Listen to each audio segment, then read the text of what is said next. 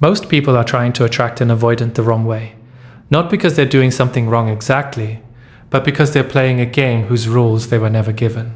They're leading with warmth, with availability, with all the things that work on someone whose attachment system is open and receptive. And with an avoidant, those things, the very things that should work, the things that work on almost everyone else, land differently. Sometimes they land as pressure, sometimes as expectation. Sometimes they trigger the exact retreat they were designed to prevent. And the person on the other end is left confused, wondering why giving more keeps producing less. This video is not about manipulation. It is not a script or a strategy. It is an explanation of how the avoidant mind actually works, what moves through their psychology in a way that bypasses the defense system entirely, not because it was engineered to, but because it speaks directly to the parts of them that lust and charm and romantic pursuit never reach. The parts that are quiet and guarded and in many ways the most alive. If you've ever felt like you were doing everything right and still watching someone pull away, this is the part of the conversation nobody was having with you. The avoidant mind is not unmoved by attraction. That's the first misconception worth dismantling. Physical desire, chemistry, the pull of someone's presence, an avoidant feels all of it, sometimes intensely. The difference is what happens next. For most people, attraction opens a door. It creates the motivation to move closer, to know more, to build something. For an avoidant, attraction can do the opposite. It activates the very system designed to keep people at a manageable distance. Because attraction means vulnerability. Attraction means something is now at stake, and something being at stake is, to the avoidant nervous system, indistinguishable from danger. So the conventional tools of romantic pursuit, being visibly interested, demonstrating affection, creating emotional heat, these tools are working against the architecture. They are pushing on a door that swings the other way. And the person doing the pushing is not failing because they are insufficiently attractive or insufficiently loving. They are failing because the mechanism requires a completely different kind of key. The first mental turn-on, and perhaps the most foundational, is self-containment. Not coldness, not disinterest, not the performed aloofness of someone who is pretending not to care in order to seem more attractive. Genuine self-containment. The quality of a person who has an interior life that is full and sustaining and entirely independent of anyone else's attention or validation. This quality does something very specific to the avoidant mind. It removes the threat, because what the avoidant is fundamentally braced for, in every interaction with someone they find compelling, is the eventual weight of that person's need, the moment when the connection deepens enough that they become responsible for someone else's emotional state. When being present becomes an obligation rather than a choice. When closeness starts to feel like a slow enclosure. A self-contained person does not trigger that anticipation, because a self-contained person is not arriving with a need that requires filling. They're arriving as a complete thing, interesting, engaged, warm, but fundamentally not dependent on the avoidance reciprocation for their equilibrium. And to someone who has spent their entire relational life bracing for the moment they become someone's emotional infrastructure, encountering a person who already has their own infrastructure is quietly, profoundly a revelation. It does not feel like relief in an obvious way. It feels like intrigue, like the avoidant suddenly finding themselves curious rather than defensive, leaning in rather than calculating the exit. Because for once the proximity doesn't feel like it's going to cost them anything. And in that unusual safety, the safety of being near someone who doesn't need them to be anything in particular, something in them relaxes. Something they keep tightly managed starts to loosen. That loosening is attraction of a kind they rarely experience. Not the hot, urgent pull of lust, though that may be present too, but something slower and more penetrating. The attraction of feeling, for the first time in a long time, genuinely at ease with another person. The second mental turn-on is intellectual depth, that doesn't perform itself. There is a distinction here that matters enormously. Most people, when they want to impress someone, display their intelligence. They demonstrate it. They reference it. They use conversation as a stage for what they know and how they think. And with most people this works fine. It signals capability, it creates engagement, it can be genuinely attractive. But the avoidant mind responds to something different. It responds to depth that is simply present rather than presented. The person who says something that makes them stop mid-thought. Who makes a connection that nobody else in the room made? Who asks a question that nobody else thought to ask? Not to seem interesting, but because they are genuinely, privately, deeply curious about the answer. This quality arrests something in the avoidant, because avoidants tend to live primarily in their own heads. Their interior life is rich and complex, and in many cases quite lonely, because the very defenses that protect them from emotional exposure also isolate them from genuine intellectual intimacy. They rarely encounter someone whose mind moves in a way that feels like company rather than noise. When they do, the response is disproportionate to what an outside observer might expect. What looks like a small moment, an observation, a question, a reframe, lands with unusual weight. Because it reached past the small talk, past the performance, past all the social choreography that the avoidant navigates with the energy-conserving autopilot of someone who has learned to be present without actually being present. It landed somewhere real, and real is rare enough for an avoidant that when it arrives, it is genuinely startling. The third mental turn-on is the quality of not needing to be understood. This one is counterintuitive enough that it's worth sitting with. The natural impulse in any deepening connection is to want to be known, to share yourself, to be seen, to have someone understand who you are beneath the surface. And that impulse is healthy and human, and ultimately necessary for genuine intimacy. But the timing and the energy with which that impulse is expressed makes an enormous difference to an avoidant. Someone who arrives with an urgency to be understood, who shares deeply and quickly, who needs the connection to become meaningful at pace, that urgency, however understandable, reads to the avoidant as pressure, as demand, as the beginning of an emotional obligation they didn't agree to. The person who doesn't need to be understood, or more precisely, the person who is comfortable with being partially unknown, who doesn't rush to fill silences with disclosure, who holds something back not strategically, but because they have a genuine relationship with their own interiority that doesn't require external validation to feel secure. That person is magnetic to the avoidant in a way that is almost difficult to articulate. It creates pursuit, because the avoidant, for once, is not managing an incoming tide of someone else's need for closeness. They are encountering a depth they haven't fully seen yet, and depth they haven't fully seen yet is one of the few things that consistently overrides the deactivating strategy. It gives the avoidance mind something to move toward rather than something to manage, and moving toward is a fundamentally different experience for them than being pulled toward. One feels like freedom, the other feels like capture. The person who doesn't need to be understood gives them the experience of choosing closeness rather than being slowly cornered by it. The fourth mental turn-on is emotional steadiness under pressure. Not emotional suppression, not the flatness of someone who has disconnected from their own feeling, but the quality of someone who can be moved without being destabilized, who can feel something strongly and remain recognizably themselves inside the feeling, who doesn't require the external environment or the person in front of them to regulate what's happening internally. This quality speaks directly to the avoidant's deepest fear in a way that nothing else quite does, because what they are anticipating, what they are always, on some level, waiting for, is the moment the emotional temperature rises and the other person loses their ground, the moment a feeling becomes a demand, the moment vulnerability becomes volatility. That anticipation is not paranoia, it is pattern recognition built from experience. From relationships, and often from early family dynamics where emotional expression was unpredictable, where someone else's feelings regularly became their problem to manage, where love and emotional overwhelm arrived in the same package so consistently that the two became inseparable. So when they encounter someone who gets hurt without punishing, who expresses disappointment without collapsing, who can hold a difficult conversation without the conversation becoming a referendum on the entire relationship, who can say, "This affected me," and mean it, and then return to themselves.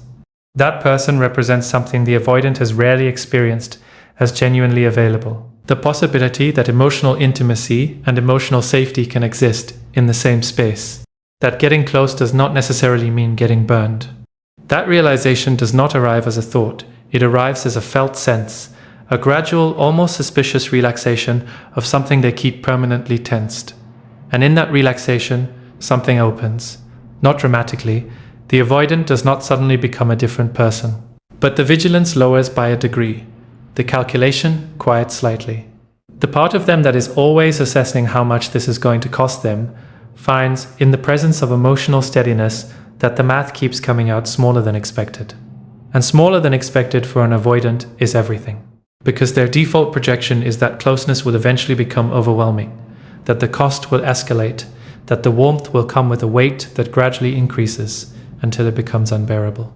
Every relationship they've been in has confirmed this to some degree, not always because their partners were unreasonable, but because the avoidant's own anxiety about the escalating cost made them hypersensitive to any increase in emotional demand. They felt the weight before it arrived. They retreated from the anticipation of the burden more than the burden itself. Emotional steadiness disrupts that projection. It provides consistent data that contradicts the default expectation. And data, accumulated quietly over time, is one of the only things that actually reaches the avoidant nervous system below the level of the defense system. Not declarations, not intensity, not grand gestures, just the repeated undramatic experience of someone remaining themselves, warm, grounded, undemanding, even when things get difficult. That consistency rewrites something slowly, something they didn't know was capable of being rewritten. The fifth mental turn-on is perhaps the most paradoxical, and it is this: the genuine willingness to walk away, not as a tactic, not performed. Not the manufactured scarcity of someone who has read that avoidance respond to withdrawal and is now conducting a calculated experiment. Genuine willingness. The kind that comes from having a real relationship with your own worth. From knowing at a level that doesn't require constant reassurance that your presence is valuable and your time is finite, and your heart is not an inexhaustible resource available for indefinite uncertainty. This quality does something to the avoidant mind that is almost impossible to replicate through any other means. Because the entire architecture of the avoidance relationship dynamic depends at a structural level on the other person's continued availability, the safety of the withdrawal strategy, the reason it has always worked, is that it has always been reversible. The avoidant could create distance because the connection would still be there when they returned. The door was always open, the person was always at some level waiting. Genuine willingness to walk away closes that structural guarantee. And when it closes, when the avoidance system registers that this is not a negotiating position, that this person has an actual threshold and has actually located it, something fundamental shifts in how the connection is processed. It moves from the category of available resource to the category of potentially finite experience. And the avoidant mind, which is extraordinarily good at devaluing what is securely present, is equally capable of acutely feeling the value of what might genuinely disappear. This is not about creating anxiety in them, though it may produce anxiety as a byproduct. It is about being someone whose self-respect is not contingent on the relationship's continuation. Someone who wants the connection genuinely, but does not need it for their fundamental stability. Someone who has looked honestly at what they require and has made a quiet, private peace with the fact that those requirements are non-negotiable, not because they are rigid, but because they have been earned through the experience of going without them. That person is, to the avoidant, genuinely rare. Because most of the people who have loved an avoidant have eventually revealed a threshold that kept moving, a boundary that kept softening, a departure that kept not happening. And each time that threshold moved, each time the boundary softened, the avoidance system logged it, filed it, used it to calibrate exactly how much distance they could take before consequence arrived, which in most cases was more distance than anyone should have had to tolerate. The person whose threshold does not move, who said what they meant and meant what they said, and whose actions have consistently reflected their words, that person cannot be calibrated in the same way. The usual system doesn't work on them. And the failure of the usual system creates something the avoidant experiences very rarely in romantic connection: genuine uncertainty about the outcome, genuine skin in the game, genuine stakes. And stakes for the avoidant are transformative, not comfortable, transformative. Because the deactivating strategies that have defined their entire relational life operate on the premise that the connection can always be managed, that there is always time, that the withdrawal is always reversible, that love, being patient and durable, will wait. Stakes dismantle that premise. They introduce the possibility of actual, irreversible loss. And actual, irreversible loss is the only thing powerful enough to compete with the fear of intimacy, to make the avoidance system run a different calculation. One that says, the cost of losing this may be greater than the cost of staying present for it. That calculation does not always produce the desired outcome. The avoidant is not guaranteed to choose presence. Some will. Some, faced with the genuine possibility of loss, will find resources they didn't know they had, will reach for the vulnerability they've been avoiding, will choose the relationship over the protection, but others will not. Others will let the person go, not because they don't care, but because even genuine loss, in the moment, feels more survivable than the risk of full exposure, And that is painful information. But it is also clarifying, final, the kind of clarity that stops the cycle rather than feeding it. What all 5 of these qualities share, self-containment, unstated intellectual depth, comfort with being partially unknown, emotional steadiness, genuine willingness to leave, is that none of them are directed at the avoidant. None of them are strategies deployed in service of a desired response. They are all, at their core, expressions of a person who is genuinely oriented toward their own life, their own fullness, their own unfolding. And that is the deepest truth underneath this entire conversation. The thing that reaches an avoidant more profoundly than any romantic pursuit, more than any demonstration of love, more than patience or understanding or perfectly calibrated emotional availability, is encountering someone who is not fundamentally trying to get something from them. Someone who is not using the connection to complete themselves. Someone who arrives whole and remains whole, and whose wholeness is not a performance or a defense, but simply the natural condition of a person who has done the work of knowing themselves. That person is not trying to attract an avoidant, they are simply living. And the avoidant, encountering them, feels something that is almost foreign, the desire to be closer to someone without the simultaneous exhausting need to manage the cost of that closeness. Because the person in front of them is not asking them to be anything, is not building expectations, is not quietly tallying what they are owed, is just present, complete, moving through the world with an ease that the avoidant, in all their defended self-sufficiency, has never quite managed to feel. That ease is the most powerful thing one human being can demonstrate to another, especially to one who has spent a lifetime convincing themselves that ease is something you achieve by needing less, by wanting less, by keeping people at the precise distance where they can warm you without burning you. Seeing someone who has achieved ease not through distance but through genuine self-knowledge, that challenges the entire premise. That suggests, quietly and without argument, that the wall was never the answer, that the protection was never protection, that what they have been maintaining so carefully for so long at such significant cost, the distance, the management, the carefully rationed closeness, all of it was in service of a safety that was never actually available through those means. The avoidant may not think any of this consciously. They will not sit down and articulate the shift, but they will feel it. In the quality of their attention when you speak, in the way the conversation keeps returning to you when it could go elsewhere, in the unusual experience of wanting to know more about someone without the wanting feeling dangerous.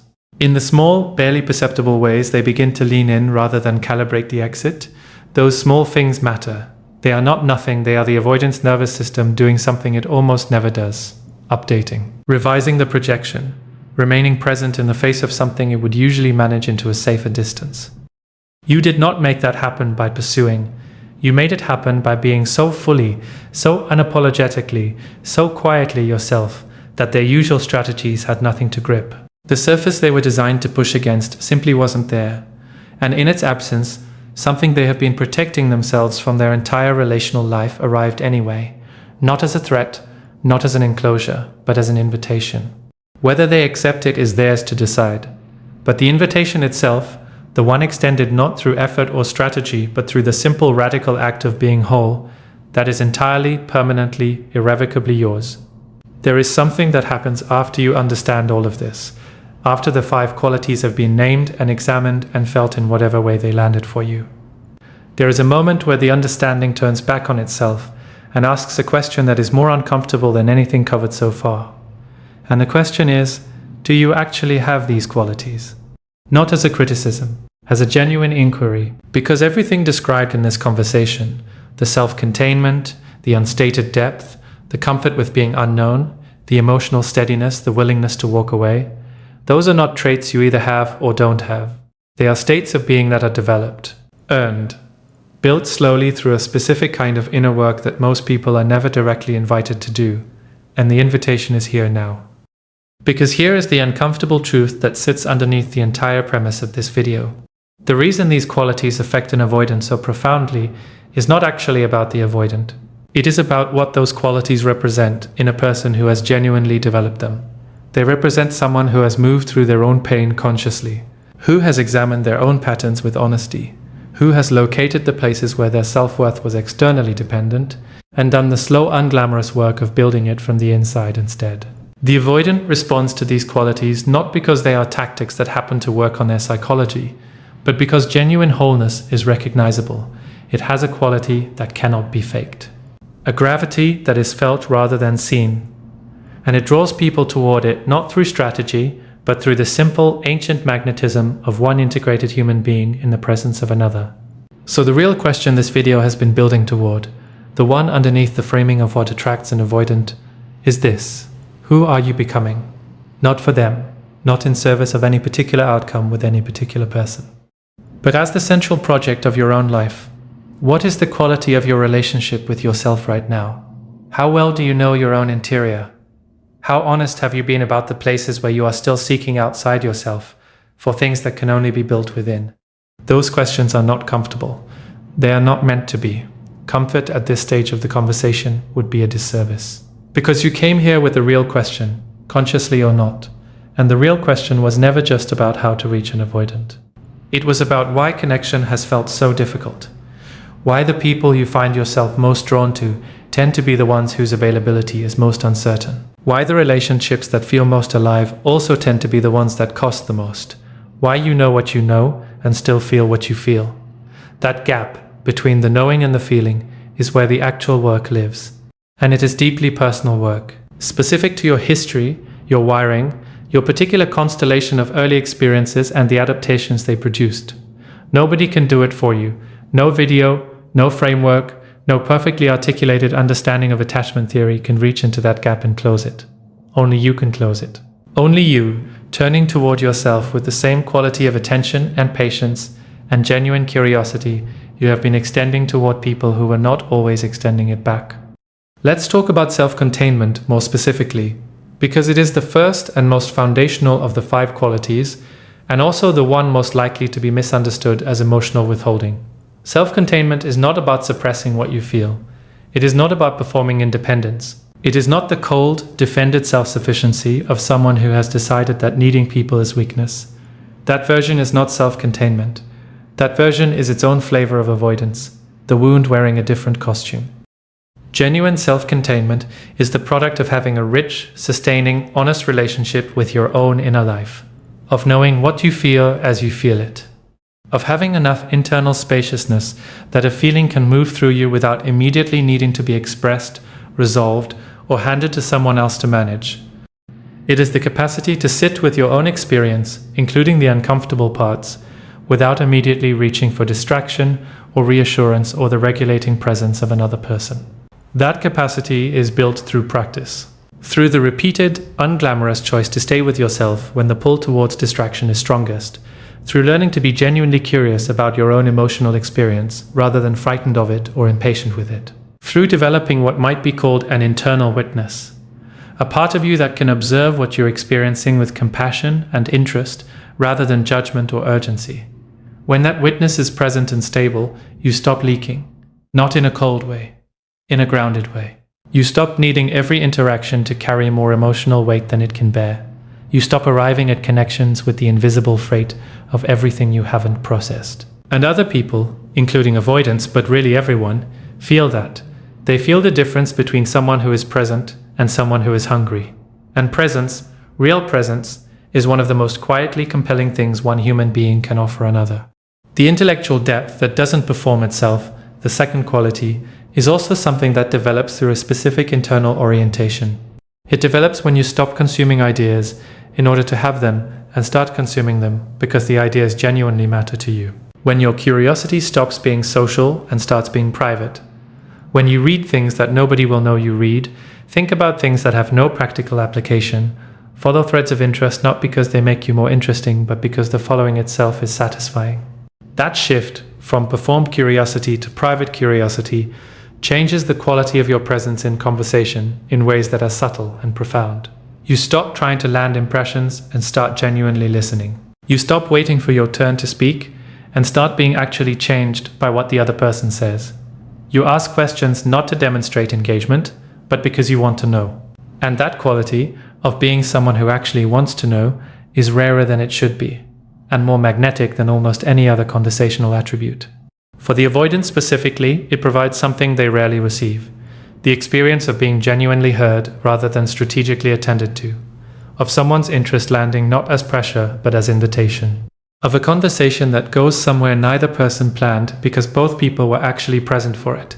That experience is for an avoidant one of the few things that makes intimacy feel like gain rather than cost.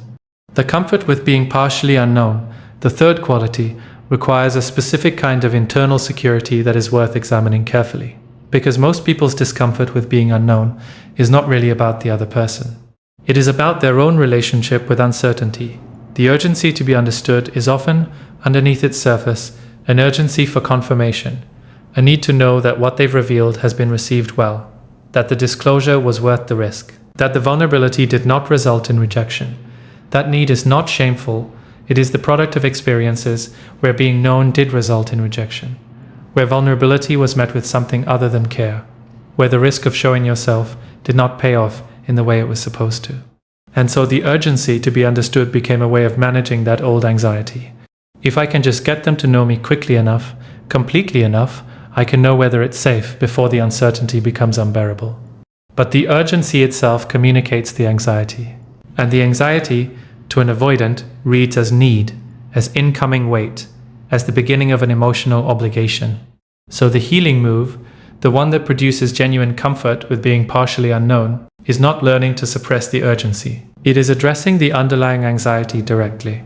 Building enough internal security that the uncertainty of being partially unknown stops feeling dangerous. That you can be in the early stages of something without needing to rush it to the point of knowing because the not yet knowing is finally tolerable. That tolerance is not indifference. It is confidence. The confidence of someone who knows that what they are, fully in time, is worth being patient about. Emotional steadiness, the fourth quality, deserves particular attention because it is perhaps the most actively developed of the five. Nobody is born emotionally steady. Steadiness is the product of having moved through enough emotional difficulty, consciously, with attention, without excessive avoidance or excessive dramatization, that the nervous system develops a kind of earned trust in its own capacity to survive feeling. That trust changes everything. When you know from repeated experience that you can feel something intensely and come back to yourself, that grief does not destroy you, that anger does not consume you, that fear does not permanently disable you, you stop being afraid of your own emotional life. And when you stop being afraid of your own emotional life, you stop being afraid of other people's. You can sit with someone else's difficulty without needing to fix it or flee it. You can receive hard news without catastrophizing. You can have a difficult conversation and stay in your body throughout it, rather than dissociating into performance or shutting down into silence. For the avoidant, who has spent their relational life surrounded by their own unprocessed emotional intensity and often by other people's poorly regulated emotional expression, this quality is almost shockingly attractive. Not because it is impressive, but because it is safe. Because it answers, without words, the question their nervous system has been asking in every relationship. Can I be close to this person without it eventually becoming something I have to manage? And the answer your steadiness gives them, again and again, in small moments, in the way you handle difficulty, in the way you return to yourself after being moved, is yes. Finally, unexpectedly yes. And the willingness to walk away, the fifth and most paradoxical quality, that too is something that can only be genuine if it comes from a real place. Not from strategy, not from emotional exhaustion masquerading as self-respect, but from the actual settled knowledge of your own value. From having spent enough time in your own company, building enough of your own life, cultivating enough of your own fullness, that the absence of any particular person, however beloved, does not constitute the absence of everything. That knowledge cannot be manufactured. It can only be grown through the patient, daily investment in your own becoming, through choosing yourself not as a last resort, but as a first principle, through building things, relationships, practices, interests, and interior life that belong entirely to you and that persist regardless of who is or isn't present in your romantic life. When you have that, when your life has genuine substance and direction and meaning that exists independently of any relationship, the willingness to walk away is not a sacrifice. It is simply the natural expression of someone who knows what they have and what they deserve and is not willing to trade one for the other. That person does not need to perform their boundaries. The boundaries are just visible, structural, built into the way they move through the world. Here is what all of this amounts to. The avoidant is not the destination. They never were. The 5 qualities that reach an avoidant more deeply than lust, they are not qualities you develop in order to win someone.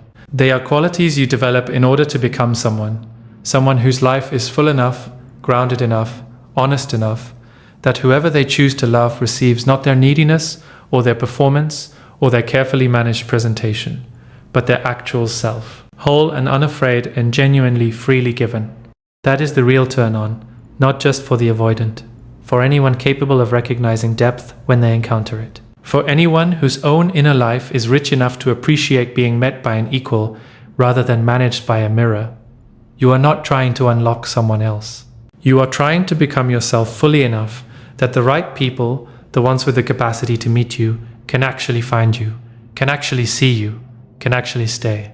And the avoidant, with all their complexity, all their fear, all their profound and frustrating and deeply human difficulty with closeness, the avoidant responds to these qualities because at their core, underneath all the defense and all the distance and all the carefully managed withdrawal, they want exactly what you want. To be close to someone without it costing them everything, to love without losing themselves, to finally, in the presence of one specific person, feel that the wall is not necessary. You cannot take the wall down for them. But you can be someone whose presence makes them question, for the first time in a long time, why they built it. That is not a small thing.